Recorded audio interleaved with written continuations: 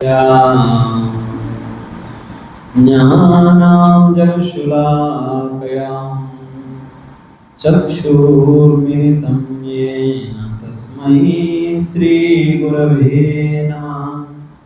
नमो विष्णुपादाय कृष्णप्रेष्ठाय भूतले श्रीमते भक्तिवेदान्तस्वामीति नामिने। नमस्ते सारस्वती देवे गौरवाणी प्रचारिणी निर्विशेषा शून्यवादी पास्यात्यदेशतारिणी। जय श्री कृष्ण चैतन्य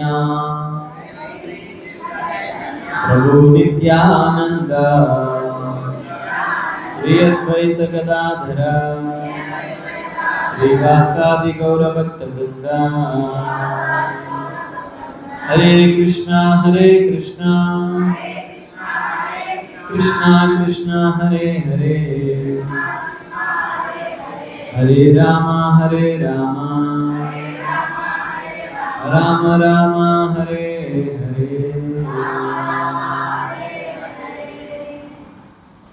हरि वेंकटरमण हरिनाम संकीर्तना की, श्री श्री राधा गिरिधारी भगवान की, श्री श्री जगन्नाथ बलदेव सुभद्रा महारानी की, श्री श्री निताय गौर सुंदर भगवान की, जगत गुरु श्रील प्रभुपाद की।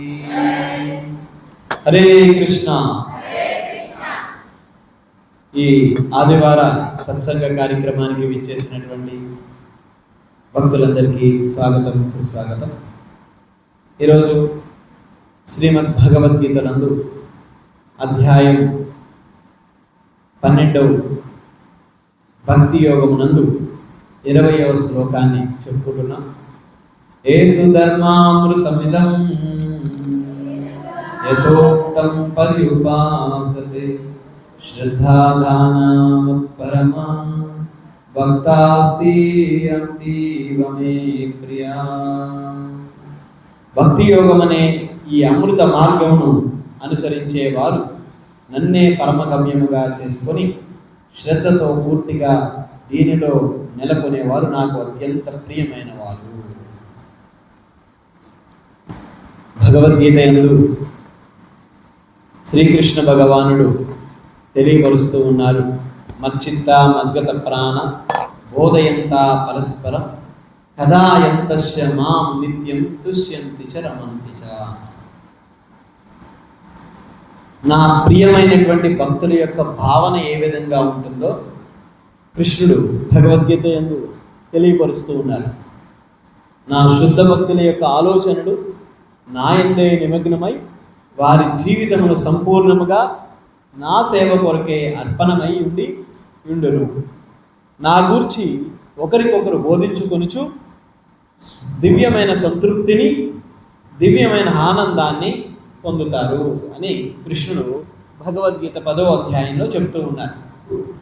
అది ఇక్కడ ఈ శ్లోకంలో భక్తి యోగం అనే ఈ అమృత మార్గమును అనుసరించేవారు నన్నే పరమగమ్యముగా చేసుకొని శ్రద్ధతో పూర్తిగా దీనిలో నెలకొని వారు నాకు అత్యంత ప్రియమైన వారు।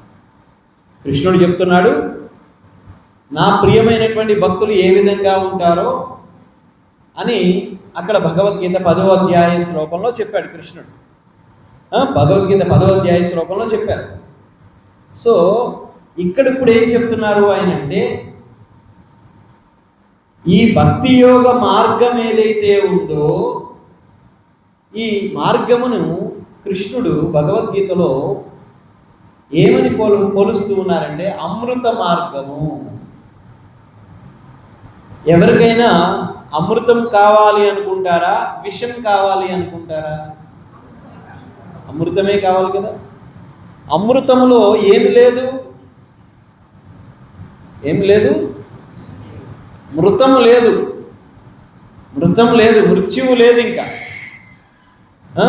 మృత్యువు లేదు అమృతంలో। కాబట్టి అందరూ అమృతమే కావాలనుకుంటారు। కానీ మరి అమృతాన్ని ఇస్తుంటే ఎవరు తీసుకోరే? అమృతాన్ని ఇస్తుంటే ఎవరు తీసుకోరు? భక్తులు, అభక్తులే కాదు, అంటే ఆర్తో అర్థార్థి జ్ఞాని జిజ్ఞాసు అన్నారు.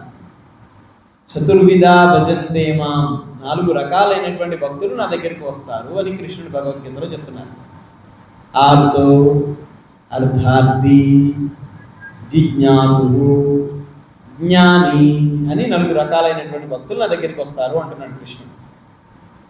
అందులో ఆర్తో అంటే ధనము కావాలి, కోరికలు కావాలి, కోరికలు తీర్చుకోవాలి. అర్ధనాదాలు అంటారు కదా, కోరికలు తీర్చుకోవాలి అనుకునేవారు. ముందుకు వచ్చేయండి, అందరూ ముందుకు వచ్చేయండి, వాళ్ళని ఖాళీ ఉంది ముందు. అర్ధార్థి, మాకు ధనం కావాలి, బంగారం కావాలి, ఇటువంటి కోరికలన్నీ కోరుకోవడానికి వచ్చిన వారు. జిజ్ఞాసువు తెలుసుకోవాలి అనే కుతూహలంతో వస్తాడు, జిజ్ఞాస కలిగి ఉంటాడు. జ్ఞాని, దాన్ని అనుసరించాలి, తెలుసుకొని ఊరికనే కాదు అనుసరించాలి అనుకునేవారు. ఇలా 4 రకాలైన భక్తులు వస్తారు. అందుకని మనం అందులో ఏ కేటగిరీలో ఉన్నామో మనమే చూసుకోవచ్చు.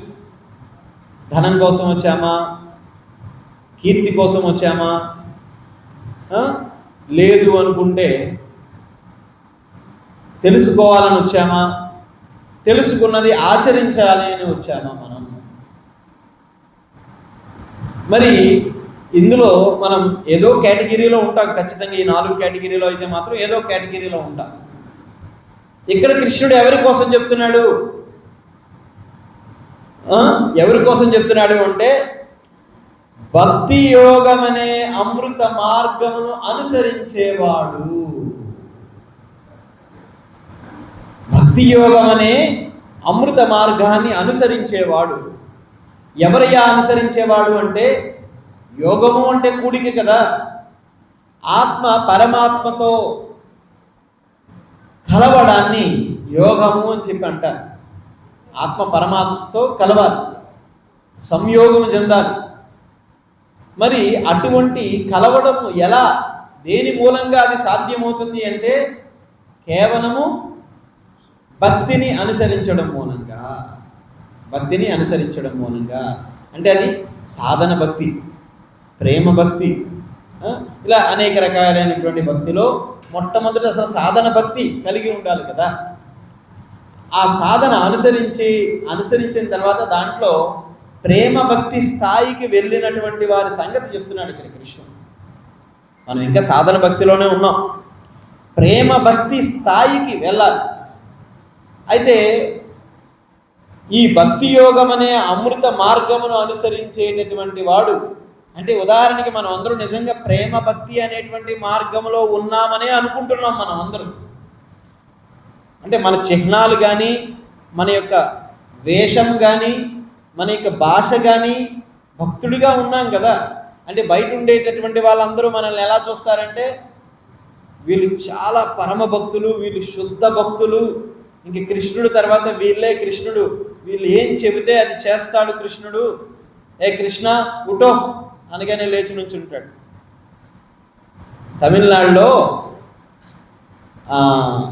తమిళనాడు కాదు, కర్ణాటకలో మేల్కోటై అనేటువంటి ఒక ప్రదేశం ఉంది.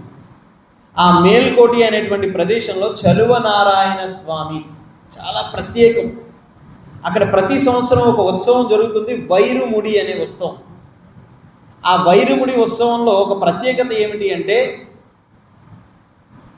ద్వారకలో శ్రీకృష్ణ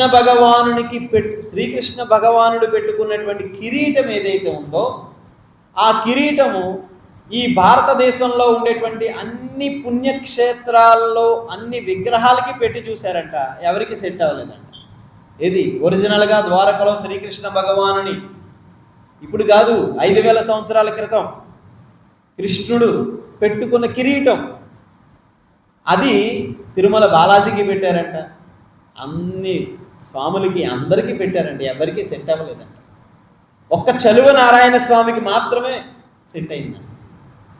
ఆ ప్రతి సంవత్సరము ఆ కిరీటాన్ని తీసుకొచ్చి ఆయనకి పెట్టి ఉత్సవాన్ని చేస్తారంట, వైరముడి ఉత్సవం. కొన్ని లక్షల మంది ఉంటారు. ఆ ఉత్సవాన్ని చూడడానికి, ఆ ఒరిజినల్ కృష్ణుడు పెట్టుకున్న కిరీటాన్ని చూడడానికి. అక్కడ చలువనారాయణ స్వామి ఉత్సవమూర్తి పేరు రామప్రియ. ఆ రామప్రియ విగ్రహం ఎందుకు ఆ పేరు వచ్చిందంటే, రాముడు ఎంతో ప్రియంగా పూజించేవాడంట శ్రీరామచంద్రుడు ఆడుకునేవాడంట ఆ విగ్రహంతో.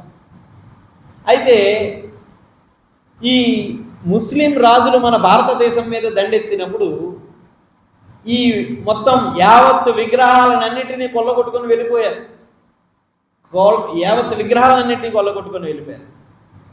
ఈ కొల్లగొట్టుకొని వెళ్ళిపోయినప్పుడు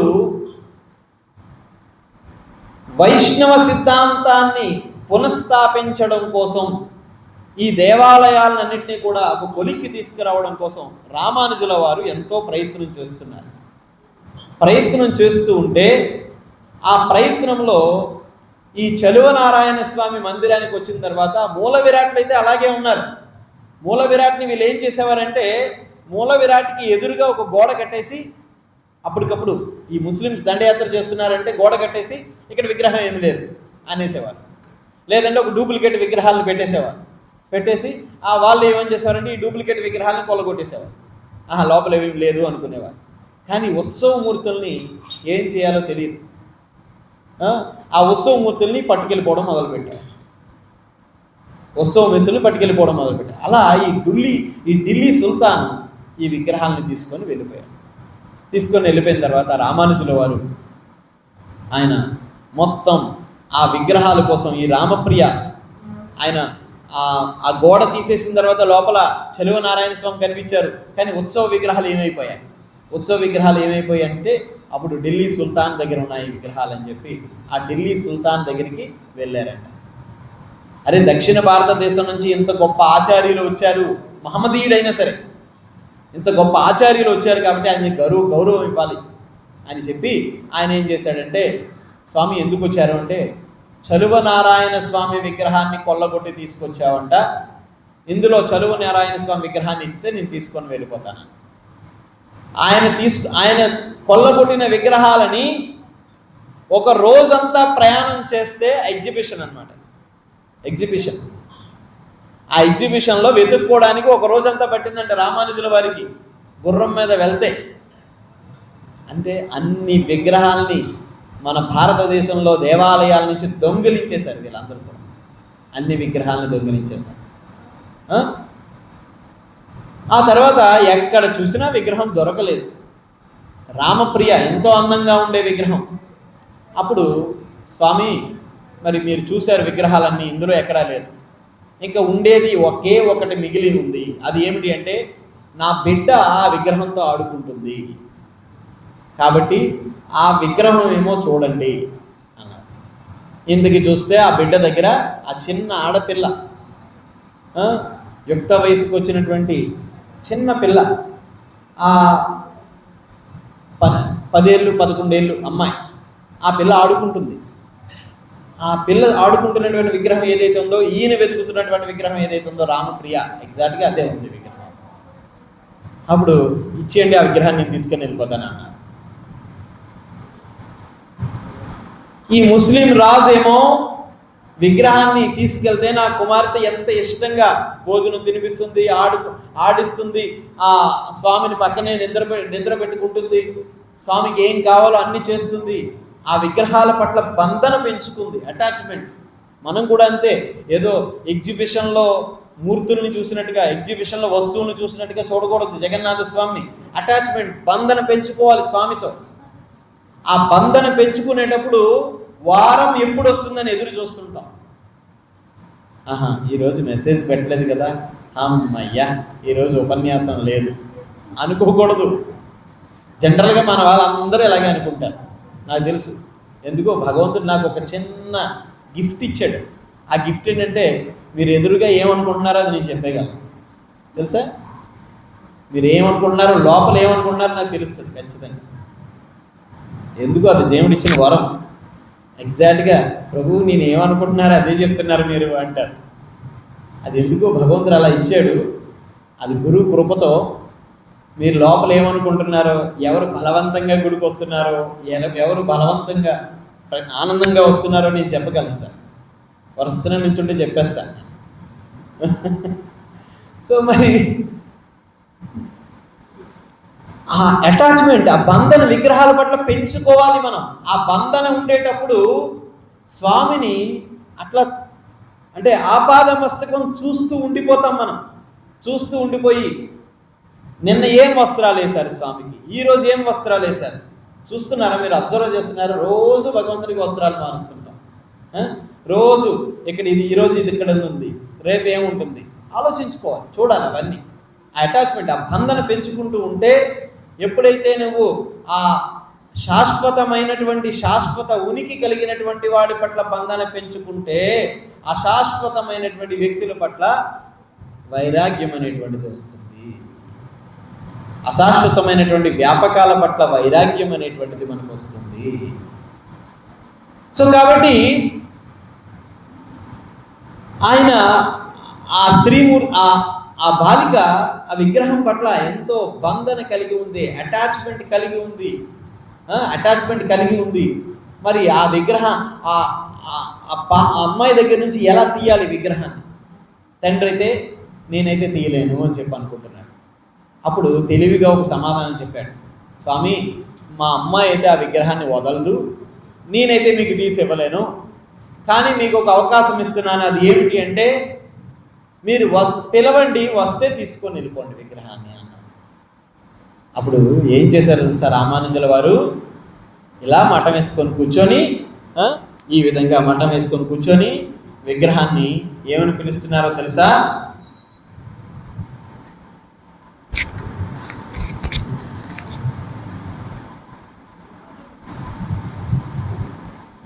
పాస్ చేయండి ఒకసారి.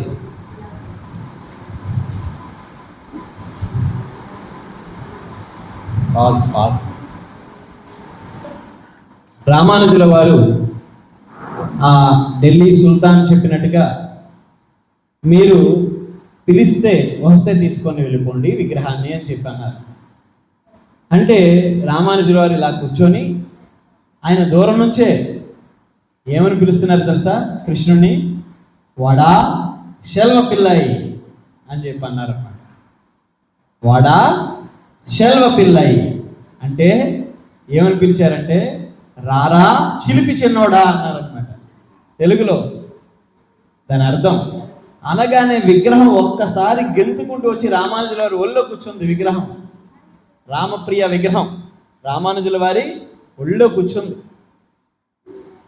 సో దీన్ని బట్టి మనం ఏం అర్థం చేసుకోవాలి అంటే, తర్వాత ఆ విగ్రహాన్ని రామానుజుల వారి మేల్కోట తీసుకొచ్చేస్తే ఆ బాలిక మేల్కోటిలో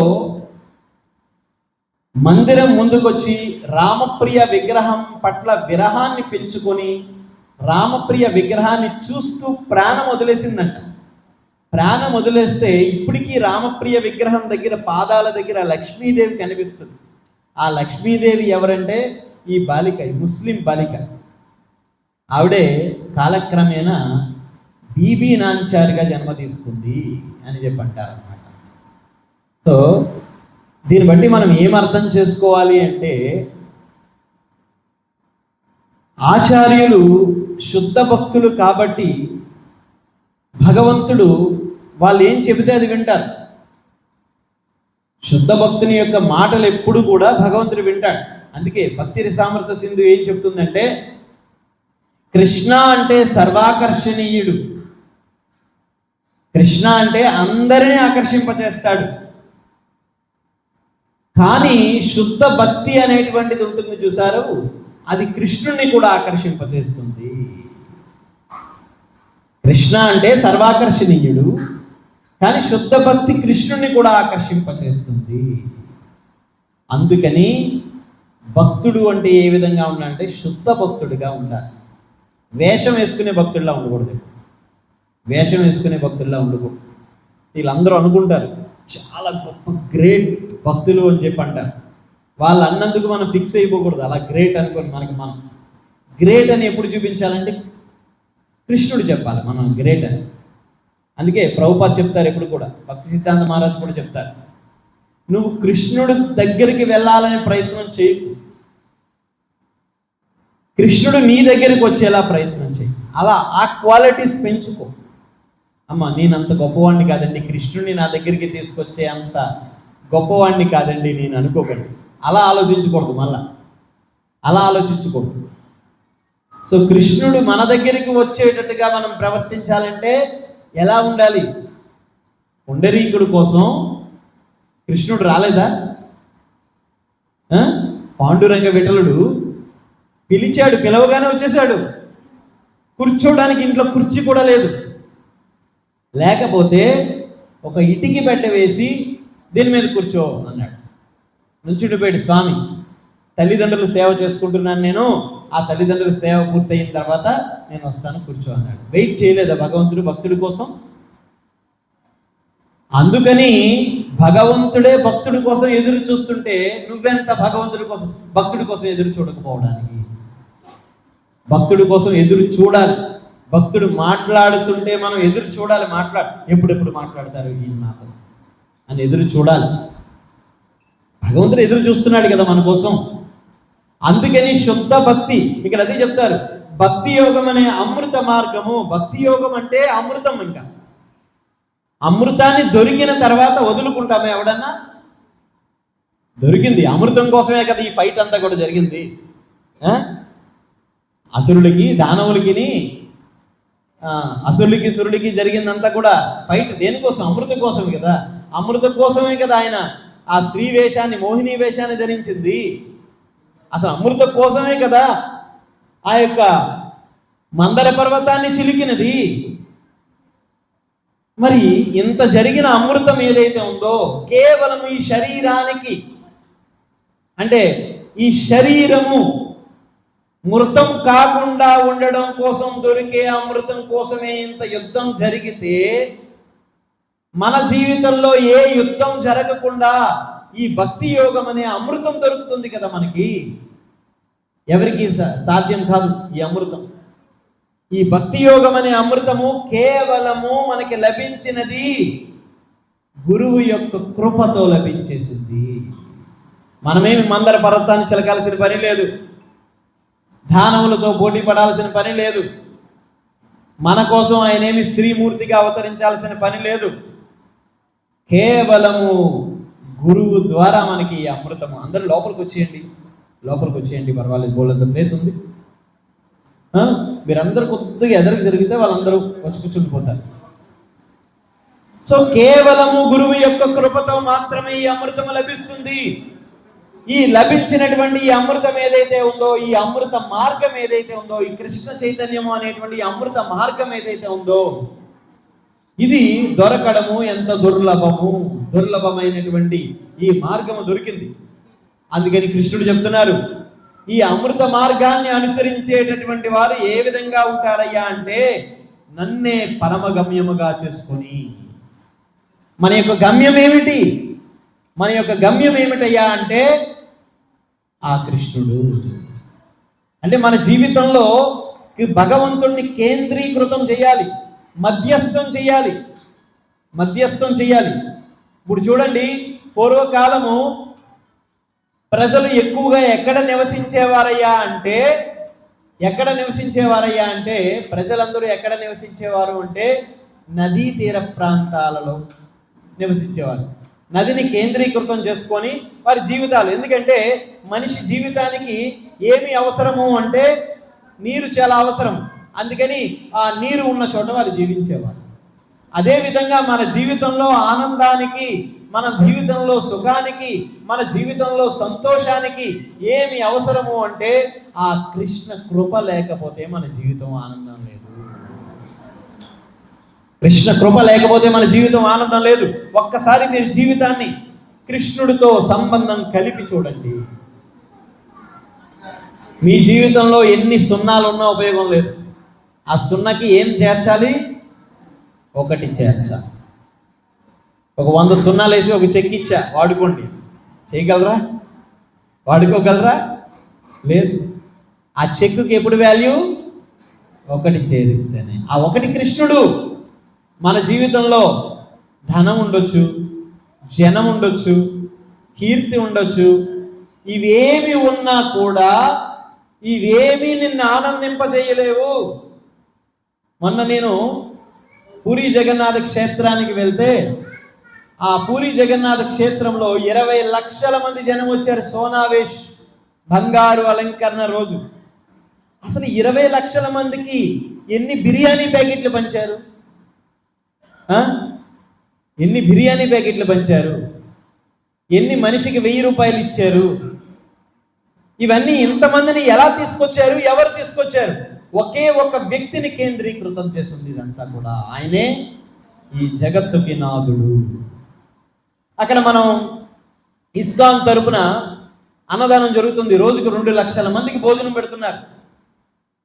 దానికి అదానీ స్పాన్సర్ అన్నమాట. ఆయన ఒకరోజు దర్శనానికి, ఒకరోజు ఆ ప్రదేశానికి వచ్చి ఆయన ఏం చెప్తున్నారంటే, నిజమైనటువంటి ఆనందం ఎక్కడ ఉంది అంటే, ఎవడైతే ప్రతినిత్యం ఈ నామ జపాన్ని చేస్తాడో వాడు మాత్రమే ఆనందంగా ఉండగలుగుతాడు. మా దగ్గర ఇంత ధనం ఉంది, ఇంత జనం ఉన్నారు, ఇంత కీర్తి ఉంది, కానీ మేము ఎక్కడ ఆనందంగా లేము. అదాని చెప్తున్నారు. సరిపోద్దా అదాని చెప్తే? చిన్న చిన్న వాళ్ళు చెప్తే పెద్ద విషయం కాదు కదా. అదాని లాంటి వాళ్ళు చెప్తున్నారు. ఏదో ఊరికినే అదాని మీద అంబానీ మీద పడేడుతుంటారు కొంత బ్యాచ్, ఒక మంది బ్యాచ్. అదానికి మోడీ ఇది ఇచ్చేస్తున్నాడు, అది ఇచ్చేస్తున్నాడు అని చెప్పాడు. అరే అదాని చేస్తున్నాడు కదా అక్కడ సేవ. లక్షల మందికి భోజనం పెడుతున్నాడు, లక్షల మందికి భోజనం పెడుతున్నాడు. అరే తింటే మనవాడే కదా తిన్నాడు. ఆ చైనా వాడు తింటే ఉపయోగం ఏముంది? చైనా వాడు తింటే ఉపయోగం ఏముంది? పాకిస్తాన్ వాడు తింటే ఉపయోగం ఏముంది? తిన్నవాడు ఇండియా వాడే కదా. ఆ తిన్నందుకు గాను ఆయన చేస్తున్నాడు కదా. సో ఒక సత్యం చెప్తున్నాడు ఆయన, మేము ఎంత ధనం ఉన్నా ఆనందంగా లేము. ఆనందం ఎక్కడ ఉంది అంటే ఈ నామ జపం ఎవడైతే చేస్తాడో. ప్రభుపాదుల వారు చాలా సులభమైన మార్గాన్ని ఇచ్చేశారు. ఎంతమందికి కావాలి ఆనందం? కావాలా మీ అందరికీ? వద్దా మీ ఎవరికి? హ్యాపీనెస్ వద్దా? ఆనందం వద్దా? ఎక్కడుంది ఆనందం? సినిమా థియేటర్కి వెళ్తే ఉందా? ఫ్యామిలీ అందరూ సినిమా థియేటర్కి వెళ్ళామంటే జోబు చిల్లే అయిపోయింది. రెస్టారెంట్కి వెళ్ళామంటే ఖచ్చితంగా 10,000 ఊడిపోయాయి. మరొక చోటుకి వెళ్ళామంటే ఇంకేదన్నా. కానీ ఇక్కడ ఏమీ ఖర్చు లేదే. టికెట్ లేదు, కూర్చున్నందుకు ఏమన్నా ఛార్జ్ చేస్తామా? లేదు. చెప్పులు పెట్టుకోవడానికి ఛార్జ్ లేదు, దర్శనానికి టికెట్ లేదు, ప్రసాదం పంచుతాము, మధ్యాహ్నం భోజనం పెడతాము, ఫ్రీ ఫ్రీ ఫ్రీ అన్ని. అంతేనా? సో మరి ఇంత ఫ్రీ ఇస్తున్నందుకు వాల్యూ లేదు. చాలా దేవాలయాలకు వెళ్తే చెప్పులు పెట్టుకోవడానికి ఛార్జ్, ప్రసాదం టికెట్ కొనడానికి ఛార్జ్, లోపల దర్శనానికి వెళ్ళడానికి ఛార్జ్, అర్చన చేయడానికి ఛార్జ్. ఇక్కడ ఏమి ఛార్జ్ లేదు. మేము ఒకటే ఇస్తున్నాం ఛార్జ్. ఏంటి ఆ ఛార్జ్? ఛార్జింగ్ ఇస్తున్నాం. ఛార్జింగ్ ఇస్తున్నాం మేము. ఈ ఛార్జింగ్ ఇది. ఈ ఛార్జింగ్తో జీవితాంతం హ్యాపీగా ఉండొచ్చు. మన ఛార్జింగ్ అన్నీ పెడితే గంటలు అయిపోతాయి. కానీ ఈ ఛార్జింగ్ అలా కాదు. ఒక్కసారి ఈ ఛార్జింగ్ అని పెట్టారంటే ఇంకా లైఫ్లో వదిలిపెట్టరు. సో కాబట్టి కృష్ణుణ్ణి ఆకర్షింపచేసేది ఏమిటి అంటే కేవలము శుద్ధ భక్తి మాత్రమే. అందుకని శుద్ధ భక్తుడిగా ప్రయత్నం చేయాలి. ఉత్త భక్తుడిగా కాదు, శుద్ధ భక్తుడిగా అవ్వడానికి ప్రయత్నం చేయాలి. మరి శుద్ధ భక్తుడిగా అవ్వడానికి ఏం చేయాలండి? ఏం చేయాలి అంటే భక్తియుక్త సేవ చేయాలి, భక్తులతో కలిసి ఉండాలి, భక్తుల యొక్క సాంగత్యంలో ఉండాలి. అయస్కాంతం చూడండి, ఇనుము అయస్కాంతాన్ని రెండు తాకిస్తే అయస్కాంతం, ఇనుము కూడా అయస్కాంతంగా మారిపోతుంది. అదే విధంగా కూడా మనము కూడా భక్తుల సాంగత్యంలో ఉన్నట్లయితే భక్తుడిగా అవ్వడానికి అవకాశం ఉంది. సో భగవంతుడు ఎంత కరుణామయుడయ్యా అంటే, ఎంత ప్రేమ కలిగి ఉంటాడు మన పట్ల అంటే, ఒకరోజు బృందావనంలో ఒక గొప్ప దేవాలయం ఉంది. ఆ దేవాలయము రాధా మదన మోహన మందిరం. బృందావనంలో పరిక్రమ చేస్తున్నప్పుడు యమునా నది ఒడ్డున శ్రీకృష్ణ భగవానుడు ఒక అద్భుతమైన లీల చేశాడు అక్కడ. ఏమిటా లీల అంటే, ఆ రోజు బలరామ జయంతి పర్వదినం రోజున చక్కగా యమునా తీరములో కృష్ణుడు గోపబాలకులు అందరూ ఆడుకుంటూ ఉన్నారు. అందులో గోవత్సములో ఒక వత్సము యమునా నదిలో నీళ్లు తాగుదామని చెప్పి ఆ యమునలో నోరు పెట్టి తాగుతుంటే ఆ లోపల నుంచి ఒక భయంకరమైనటువంటి విష సర్పం ఒకటి వచ్చేసి ఆ లేగదోడిని తీసుకోబోయింది. గోపబాలకుడు అది చూసి, కృష్ణ, ఈ యమునా తటములో ఏదో భయంకరమైనటువంటి విష సర్పం ఉంది. ఆ గోపబాలుడు చూశాడు, ఆ యమున పై నుంచి ఒక పక్షి వెళ్తుంటే ఆ విషపు జ్వాలలకి ఆ పక్షి బూడిదైపోయింది. అంత భయంకరమైనటువంటి కాలకోటి విషం అంతా కూడా యమునలో ఉంది. అది చూసి కృష్ణుడు ఆ దూడని రక్షించడానికి తను ఆ యమునలో దూకి ఆ పాము మీద నృత్యం చేసి ఆ పాము యొక్క విషాన్ని మొత్తం కక్కించేసి ఆ పాముని అక్కడి నుంచి పంపించేశాడు కృష్ణుడు. కాళీయ మర్దన లీల అంటారు. ఎవరికైనా నాగదోషాలు ఇటువంటివి ఉంటే కాళీయ మర్దన లీల ఒక 14 రోజులు చదివితే చాలు, ఒక 21 రోజులు చదివితే చాలు, ఆ దోషాలన్నీ పోతాయి అన్నమాట. సో ఆ లీల కృష్ణుడు చేసిన తర్వాత చాలాసేపు కృష్ణుడు ఆ యమునలో ఉండడం మూలంగా యమునా నది నీళ్ళు చాలా చల్లగా ఉంటాయి. ఆ చల్లని నీటిలో చాలాసేపు కృష్ణుడు ఉండడం మూలంగా ఆయన శరీరం నుండి చలి తగ్గించుకోవడానికి అక్కడ దగ్గరలో ఉండేటువంటి ఒక కొండ మీదకి ఎక్కి కృష్ణుడు నుంచున్నాడంట. ఆ కొండని ఏమన్నారంటే ద్వాదశాదిత్య తిల అని చెప్పంటారు. కృష్ణుడు నిజానికి అక్కడికి ఎందుకు వచ్చాడంటే కృష్ణుడికి చలి తగ్గించడం కోసం కాదు, సూర్యుడికి తాపాన్ని ఇవ్వడం కోసం, సూర్యుడికి ఆనందాన్ని ఇవ్వడం కోసం. సూర్యుడు ఎప్పుడు ఆనందంగా ఉంటాడు అంటే తన యొక్క శక్తిని అందరి మీద ప్రజ్వలింప చేసినప్పుడు ఆనందంగా ఉంటాడు. అంతే కదండి, మనం తనకి ఇచ్చిన సర్వీస్ని బాగా చేసినప్పుడే కదా ఎవరికైనా ఆనందంగా ఉంటుంది. ఇప్పుడు నాకు ఉదాహరణకి ఒక గోసేవ ఇచ్చాడు భగవంతుడు, ఆచార్యులు గురువు గారు ఇచ్చారు.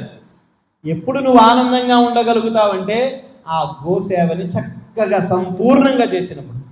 మరి సూర్యుడి యొక్క సేవ ఏమిటయ్యా అంటే సమస్త మానవాళికి, ఈ సమస్త జగత్తంతా కూడా తన యొక్క కాంతిని ప్రజ్వలింప చేయడము. మరి ఆ కృష్ణుడు ఎప్పుడైతే ఆ తెల మీద వచ్చి నుంచున్నాడో ఒక్క సూర్యుడు కాదంట, 12 సూర్యులందరూ, 12 ఆదిత్యులందరూ కూడా అక్కడికి వచ్చేసారు.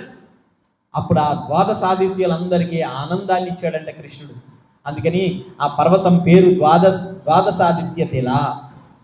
అయితే అక్కడ కాలక్రమేణా ఒక ఆచార్యులు అక్కడ నివాసం ఉంటున్నారంట. ఆ ఆచార్యుల పేరు సనాతన గోస్వామి. ఆ సనాతన గోస్వామి ఒక చిన్న పూరి గుడిసె వేసుకొని నివాసం ఉంటూ ఉన్నారు.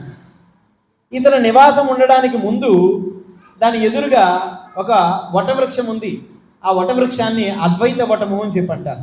అద్వైతాచార్యులని మనం జయ శ్రీకృష్ణ చైతన్య ప్రభు నిత్యానంద శ్రీ అద్వైత అంటాం కదా. అందులో అద్వైతాచార్యులు వారికి కృష్ణుడు స్వప్నంలో కనిపించి, నేను ఈ చెట్టు యొక్క త్వరలో ఉన్నాను, నన్ను బయటికి తీయి అన్నారండి. ఆ చెట్టు త్వరని తవ్వి చూస్తే దాంట్లో మదన్మోహనుడు ఉన్నాడు. మదన్మోహన విగ్రహం ఉంది. అప్పుడు ఆ విగ్రహాన్ని ఆచార్యులు సేవిస్తూ ఉన్నారు.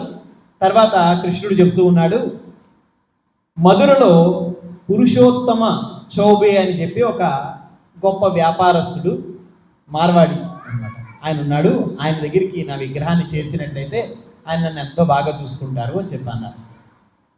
ఈ పురుషోత్తమ చౌబేకి అద్వైతాచార్యులు ఆ విగ్రహాన్ని ఇచ్చేసి, జాగ్రత్తగా చూసుకోండి, కృష్ణుడే మీ దగ్గరికి పంపించాడు అని చెప్పి అంటే, ఈ పురుషోత్తమ చౌబే ఏం చేస్తున్నాడంటే ఆ విగ్రహాన్ని బాగా చూసుకోకపోవడం కాక తన పిల్లలకి ఇచ్చేస్తున్నాడు ఆడుకోవడానికి. సనాతన గోస్వామి రోజు భిక్షాటన చేస్తూ ఉంటే ఆ విగ్రహాన్ని చూసి, అరే దేవదేవుడైనటువంటి కృష్ణుడి విగ్రహంతో ఆటలా మీరు అని చెప్పి అనేసాడు. పురుషోత్తమ చౌబేకి మనసులో చాలా బాధ వచ్చేసింది. అరే ఇన్నాళ్ళు కృష్ణుడితో ఆటలు ఆడుకుంటున్నామా అని చెప్పి ఆయన భయపడిపోయాడు. అప్పుడు ఈ పురుషోత్తమ చౌబేకి స్వప్నంలో సనాతన విగ్రహం అంటే కృష్ణుడు కల్లోకి వచ్చి చెప్తున్నాడు, సనాతన గోస్వామి వచ్చారు కదా, ఆ సనాతన గోస్వామికి నాకు నా విగ్రహాన్ని తీసుకెళ్ళి ఇచ్చేయండి అని చెప్పన్నారు. అప్పుడు సనాతన గోస్వామి దగ్గరికి వెళ్ళి, కృష్ణుడు మీ దగ్గరికి వస్తాను అంటున్నాడు, తీసుకోండి అంటే, అరే నాకు ఉండడానికే గృహం లేదు, నేను ఒక పూరి గుడిసెలో ఉంటున్నాను, నేనెలా చూసుకోగలను అంటే, లేదు లేదు కృష్ణుడు ఎలాగన్నా మీ దగ్గరే ఉండాలనుకుంటున్నాడు అని చెప్పంటే, సరే సనాతన గోస్వామి ఒక కండిషన్ మీద పెట్టాడు. ఏమిటా కండిషన్ అంటే నా దగ్గర ఏముంటే అది ఇస్తా అంతే. ఉదయం బాలభోగ పెట్టండి, మధ్యాహ్నం రాజభోగ పెట్టండి, సాయంత్రం చెప్పన్ భోగ పెట్టండి అంటే నేను పెట్టలేను, నా దగ్గర ఏముంటే అది పెడతా, నేను భిక్షాటన చేసుకుంటూ వస్తున్నాను. సరే కృష్ణుడు ఆ డీల్కి ఒప్పుకున్నాడు. నువ్వేం పెడితే అది తింటాను సనాతన, దయచేసి నన్ను ఇక్కడ ఉండనివ్వి, నీ దగ్గర కావాలి నాకు అంటే, శుద్ధ భక్తుని యొక్క సాంగత్యం కృష్ణుడు కూడా కోరుకుంటాడంట. భక్తులే కాదు, కృష్ణుడు కూడా కోరుకుంటాడంట. కృష్ణుడు భగవద్ భక్తుడి దగ్గర నుంచి దూరం అవ్వాలి అనుకోడంట, ఎప్పుడు కూడా దూరం అవ్వాలి అనుకోడంట. అయితే సనాతన గోస్వామి రోజు భిక్షాటన చేసుకుంటూ వస్తున్నారు. భిక్షాటన చేసుకొని వచ్చిన తర్వాత రొట్టెలు తీసుకొస్తున్నారు. తీసుకొచ్చిన తర్వాత 2 రొట్టెలు స్వామివారికి పెట్టి అందులో ఒక రొట్టె ఈయన తీసుకుంటున్నాడు. తీసుకుంటే స్వామి చెప్తున్నాడు, సనాతన ఏమి అనుకోకొక విషయం చెప్తాను, అది ఏమిటి అంటే, ఈ రొట్టెలు ఏ మాతాజీ తయారు చేశారో కానీ అస్సలు ఉప్పు లేదు అన్నారు. అసలు ఉప్పు లేదు ఇందులో, ఏమి తింటాను నేను అన్నాడు. అదిగో చెప్పాను కదా, నేను నువ్వేం పెడితే అది తింటాను అని అన్నావు కదా, మరి ఇప్పుడు ఉప్పు అడుగుతున్నావు? లేదు ఊరికి నేను చెప్పానంతే. ఈరోజు ఉప్పు అడిగావు, లేదు లేదు నువ్వు పురుషోత్తం చౌబే దగ్గరికి వెళ్ళిపో. ఈరోజు ఉప్పు అడిగావు, రేపు పప్పు అడుగుతావు, ఎల్లుండి కారం అడుగుతావు, మరుసటి రోజు తీపి అడుగుతావు. ఎక్కడి నుంచి తెచ్చేది నేను ఇవన్నీ? లేదు లేదు ఇక్కడి నుంచి వెళ్ళిపో అంటే, అయ్యా స్వామి నీకు ఒక దండం, నువ్వేం పెడితే అది తింటా, నువ్వేం పెడితే అది తింటా. ఇప్పటికీ కూడా కుంభకోణంలో ఒక మందిరం ఉంది, ఆయన పేరు ఉప్పిలి అప్పన్. ఆ మందిరంలో స్వామి పేరు. ఒకరోజు అంటే నేను బ్రహ్మచారిగా ఉండేటప్పుడు చక్కగా బ్రహ్మచారులు అందరూ టూర్కి వెళ్ళాం. టూర్కి వెళ్ళిన తర్వాత ఏం కావాలి బ్రహ్మచారులకి చెప్పండి, మంచిగా తిండి ఉంటే చాలు, ప్రసాదం. అందరూ బ్రహ్మచారులు వెళ్ళిన తర్వాత అక్కడ మంచిగా అరిసెలు, గారెలు, చెక్కిలాలు, మంచి మంచి కరకరలు అన్నీ అమ్ముతున్నారు. అరే ఇవన్నీ చూడగానే మాకు ఆనందం కలిగింది. అన్నీ కొనేసుకున్నాం, కానీ ఒక్క దాంట్లో కూడా ఉప్పు లేదు. ఒక్క దాంట్లో కూడా ఉప్పు లేదు. ఎలా తింటారా బాబు అనుకున్నాం. అప్పుడు అడిగితే చెప్తున్నారు, పూర్వం ఎప్పుడో ఒక భక్తురాలు ఉప్పు లేకుండా స్వామివారికి భోజనం పెట్టిందంట. ఆ తండ్రి వచ్చి తిట్టాడంట, హే ఉప్పు లేకుండా ఎలా పెడతావు ఆయనకి అంటే, నెక్స్ట్ డే నుంచి భగవంతుడు ఉప్పు వేసి పెడితే తినలేదంట. నాకు ఆ భక్తురాలు ఉప్పు లేకుండా పెట్టింది ఎంతో ప్రియంగా ఉంది. భగవంతుడికి కావాల్సింది రుచులు కాదు, ప్రేమ కలపాలి. ఉప్పు కలపడం కాదు, కారం కలపడం కాదు, ప్రేమని మిళితం చేయాలి. ప్రేమాంజన చరుత భక్తి విలోచనేన సంత సదైవ హృదయేషు విలోకయంతి యం శ్యామ సుందర మచింత్య గుణస్వరూపం గోవిందమాది పురుషం తమహం భజామి. బ్రహ్మగారు చెప్తున్నారు, ఏం కలపాలయ్యా అంటే ప్రేమ కలపాలి. ప్రేమ కలిపితేనే తీసుకుంటారు భగవంతుడు. సో కాబట్టి ఉప్పు లేకుండా తిన్నాడు అక్కడ. ఇక్కడ కూడా సనాతన గోస్వామి దగ్గర ఉండడం కోసం, భక్తుని యొక్క సాంగత్యం కోసం ఏం చేస్తున్నాడయ్యా అంటే ఆయన ఉప్పు లేకుండా భుజిస్తున్నాడు.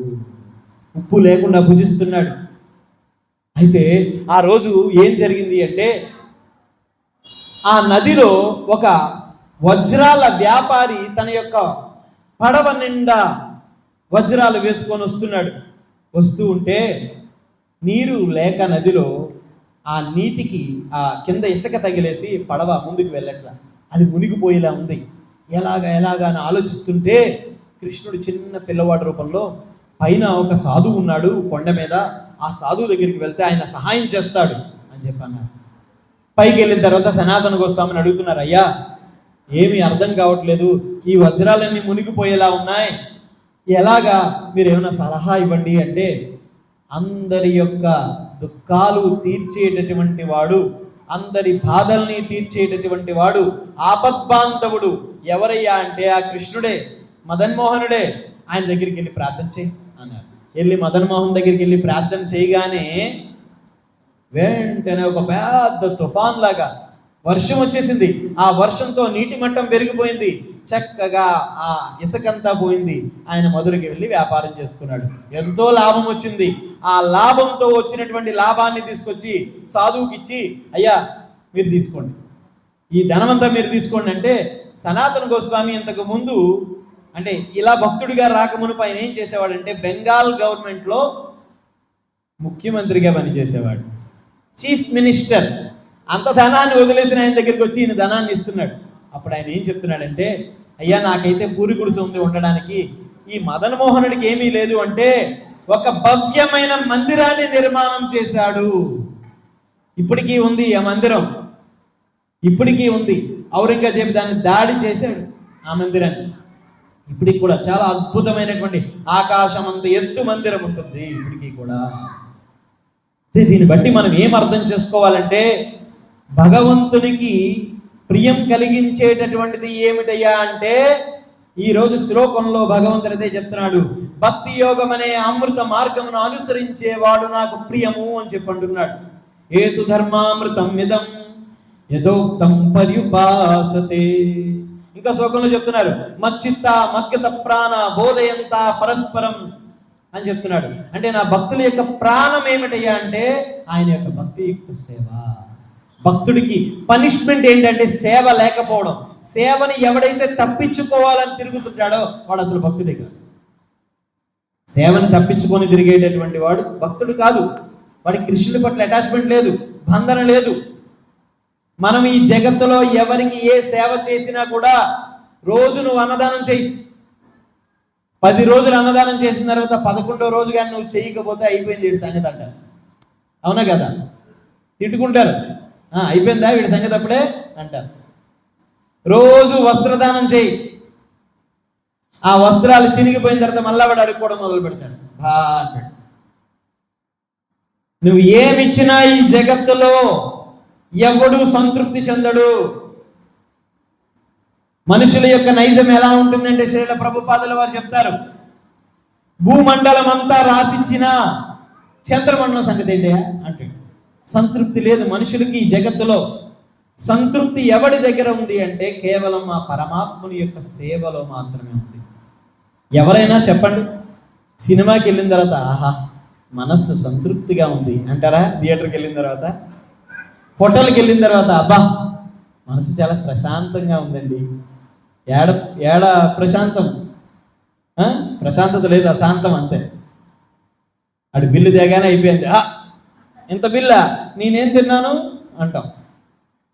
కానీ ఒక్క దేవాలయానికి వస్తేనే మనశ్శాంతి ఉంది, ప్రశాంతత ఉంది అంటారు. ఎందుకు అంటే ఆయనతో మనకు ఉన్నటువంటి సంబంధము, ఆ సంబంధం మూలంగా. సో కాబట్టి మనం ఈరోజు శ్లోకాన్ని బట్టి ఏం అర్థం చేసుకోవాలంటే, కేవలము భక్తియుక్త సేవ ఒక్కటే మనల్ని భౌతిక జగత్తులో ఆనందంగా ఉంచగలుగుతుంది. అందుకే చెప్తారు శ్రీల ప్రభుపాదుల వారు, Krishna is reservoir of all pleasures అంటారు. కృష్ణుడే ఆయన ఏమంటారు, ఆనంద నిధి. కృష్ణుడు ఆనంద నిధి. కృష్ణుడి దగ్గర ఎవరైతే ఉంటాడో వాడు జీవితాంతం ఆనందంగా ఉంటాడు. చాలా మంది అంటారు, మీరు ఎందుకండి హ్యాపీగా ఉంటారు, ఆనందంగా ఉంటారంటే ఆయన పాదాలు పట్టుకొని ఉన్నాం మనం. అది తప్పించి ఇంకొక ఎవడి పాదాలు పట్టుకొని ఉన్నా వాడి నెత్తిన 50 కేజీలు కష్టాలు ఉంటే మన నెత్తిన 100 కేజీలు వేస్తాం అయిపోయాయి. సో కాబట్టి ఈరోజు నేను చెప్పిన దాన్ని బట్టి మీరు అందరూ ఏమి అర్థం చేసుకోవాలంటే, మనందరి కృష్ణ సేవని తీసుకోవడానికి కృష్ణుడు ఒక ప్రత్యేకమైనటువంటి ఒక రోజుని మనకి దగ్గరలో ఇస్తున్నాడు. అది ఏమిటి? శ్రీకృష్ణ జన్మాష్టమి. సో త్వరలో శ్రీకృష్ణ జన్మాష్టమి వచ్చేస్తుంది. ఈసారి జన్మాష్టమి 3 రోజులు చేస్తున్నాం. ఆగస్టు 15, 16, 17. చాలా అద్భుతంగా, చాలా దివ్యంగా, ఎంతో మంది, వేల మంది జనం వస్తారు. ఎంతో మంచి దివ్యమైన అలంకరణ చేస్తాం. అభిషేకాలు, యజ్ఞాలు, భజనలు, భక్తులు, ఇంత అద్భుతంగా ఉంటుంది. పుట్టోత్సవం కోలాహలంగా ఉంటుంది. ఇంత అద్భుతంగా మనకి త్వరలో జరగబోతుంది. సో కాబట్టి కృష్ణుడు మన యొక్క సేవని స్వీకరించేటటువంటి రోజు చాలా దగ్గరగా ఉంది. సో ఉత్తి రోజుల్లో భగవంతుడు అంత సులభంగా స్వీకరించాడు. కృష్ణాష్టమి అంటే దాని అర్థం కాస్త చూసి చూడనట్టుగా వదిలేస్తాడు అంతే. సో కాబట్టి ఆ చూసి చూడనట్టుగా వదిలే సమయంలో కొంతమంది చూడండి, ట్రైనింగ్ కింద తర్వాత టీటీడీ దిగిపోండి అంటాడు, కానీ కొంతమంది కానివ్వండి అంటారు అంతే, కానివ్వండి అంటారు. సో ఆ విధంగా కృష్ణుడు ఈ జన్మాష్టమి పర్వదినం రోజున మనం ఎన్ని తప్పులు చేసినా చూసి చూడనట్టుగా వదిలేస్తాడు. కాబట్టి ఆ ఒక్క రోజు మనం భగవంతుని దగ్గరైపోవడానికి గొప్ప అవకాశం ఉంది. ఎంతమందికి సేవా అవకాశం ఉందో మీరందరూ అక్కడ నేమ్స్ ఇవ్వండి. సో మీ అందరికీ సేవా అవకాశాన్ని కల్పిస్తాం. హరే కృష్ణ. గ్రంథరాజ్ శ్రీమద్ భగవద్గీతకి, జగద్గురు శ్రీల ప్రభుపాదకి, సమవేత గౌర భక్త బృందకి. ఒక్కసారి అందరూ 2 చేతులు గట్టిగా పైకెత్తి గట్టిగా నామం చెప్పండి అందరూ కూడా. హరే కృష్ణ హరే కృష్ణ కృష్ణ కృష్ణ హరే హరే హరే రామ హరే రామ రామ రామ హరే హరే హరే కృష్ణ హరే కృష్ణ కృష్ణ కృష్ణ హరే హరే హరే రామ హరే రామ రామ రామ హరే హరే హరే కృష్ణ హరే కృష్ణ కృష్ణ కృష్ణ హరే హరే హరే రామ హరే రామ రామ రామ హరే హరే. కలియుగ ధర్మ హరినామ సంకీర్తనా की, జగద్గురు శ్రీల ప్రభుపాద की, గౌర్ ప్రేమానందే.